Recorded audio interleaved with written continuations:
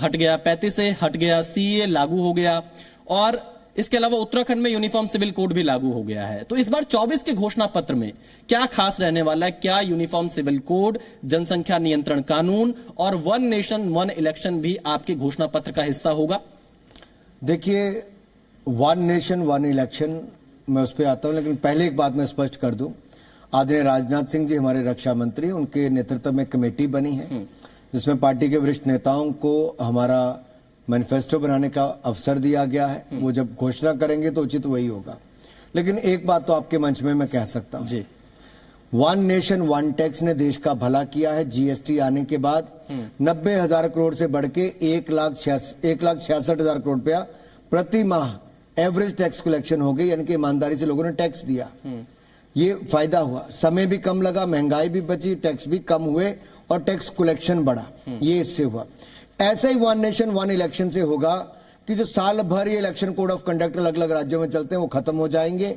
एक समय पर अगर एक चुनाव होगा तो टैक्स पेयर का पैसा भी कम खर्च होगा और देश में काम करने के लिए ज्यादा समय मिलेगा और हमारी वोटिंग परसेंटेज भी उसमें बढ़ जाएगी। It's a win win situation, इसमें सबका भला है और वन नेशन वन इलेक्शन होना ही चाहिए। और जहां तक यूसीसी की आपने बात कही, हमने उत्तराखंड में कर दिया, अन्य राज्य भी एक के बाद दूसरा कर सकते हैं। ये हमारी कमिटमेंट तो देश के प्रति है ही।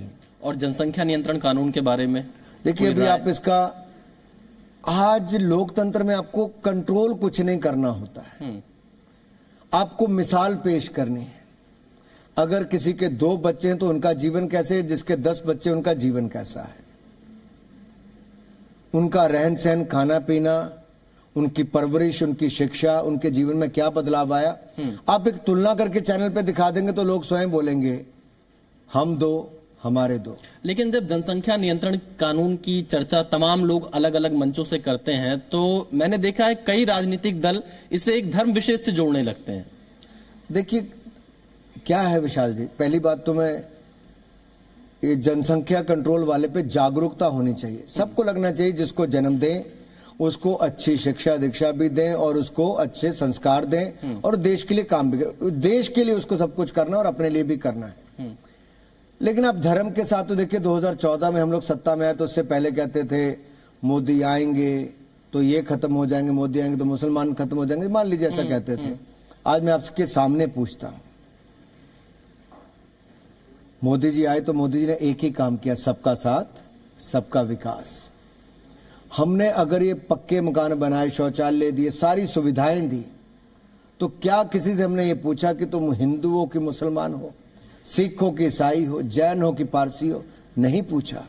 हमने सबको एक समान देखा है और सबसे बड़ा लाभ किसी को मिला है तो हमारे मुस्लिम भाई बहनों को भी, अल्पसंख्यक को भी और अनुसूचित जाति के विश्वास हासिल हुआ है उनका।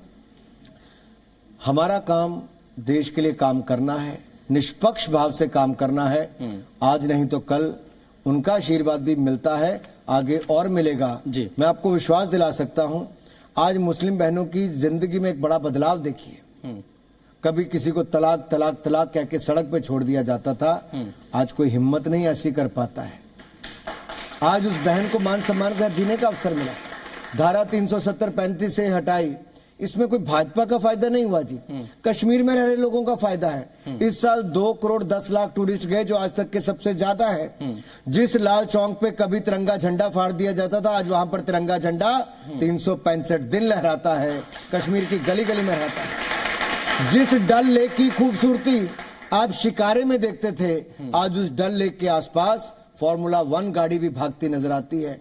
जिस कश्मीर को स्वर्ग कहा जाता था लेकिन वहां पहुंचने की मुश्किल आती थी, आज उसमें हमारी ट्रेन भी पहुंचती है।